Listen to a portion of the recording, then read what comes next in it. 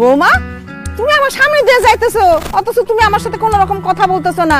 হ্যাঁ, কি তুমি কি আমার কথা শুনতে পাইতেছো না? আমাকে বলতেছেন? বৌমা, তুমি আমার ছেলের বউ, তোমারে যদি আমি বৌমা না কই, কারে বৌমা কমু? ভুল ভুল, আমি আপনার ছেলের বউ না। কি সব আবল তাবল কথা কইতেছো? তুমি যদি আমার ছেলের বউ না হও, তাহলে কে আমার ছেলের বউ? ছেলের বউ দেখবেন, ছেলের বউ দেখবেন। সরেন। আরে আম্মা, এই যে ছেলের বউ। কি কইতেছো বৌমা? এইটা তো হুন্ডা, এইটা আমার ছেলের বউ হইতে যাবো কেন?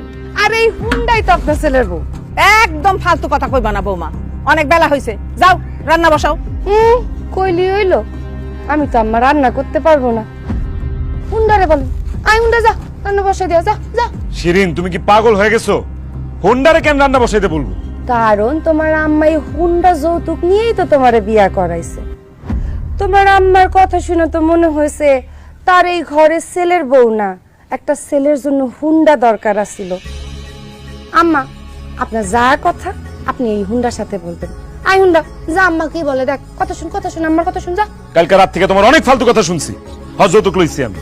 কেন নিছি? তোমার মতো একটা ল্যাংড়া মাইয়ারে বিয়া করছি, সেই জন্য যৌতুক নিছি। এখন বেশি কথা না কয়ে তাড়াতাড়ি যায় রান্না বসো, আমার অনেক ক্ষুধা লাগছে। খায়া আমি বাইরে যাবো, কাম আছে। আপনারা যদি না খায় মইরাও যান, তাও তো আমি রান্না বসাইতে পারবো না। কারণ আপনার মা তো আর এমনি এমনি আপনার লগে আমার বিয়া দেয় নাই, এই হুন্ডার লেগা বিয়া দিছে। আমার আব্বাতেই হুন্ডা যৌতুক নিয়ে যেহেতু আপনার লগে বিয়া দিছে, সেহেতু আম্মাজানের যত আবদার আম্মাজান এই হুন্ডারে করুক, হুন্ডাই রান্না বান্না করে নিয়ে আসবো। আমার লগে এমনি এমনি বিয়া দিলে আমি আপনার মায়ের রান্না বাড়াকে কাপড় চুপুরও ধুইয়া দিতাম, আদর সোহাগ করতাম। এখন আর করবো না। আই হুন্ডা কথা শুন। তুমি কিন্তু খুবই বাড়াবাড়ি করতেছো। ভালোই ভালোই কইতাছি গিয়া রান্না বসাও, নাইলে কিন্তু খুবই খারাপ হয়ে যাবে।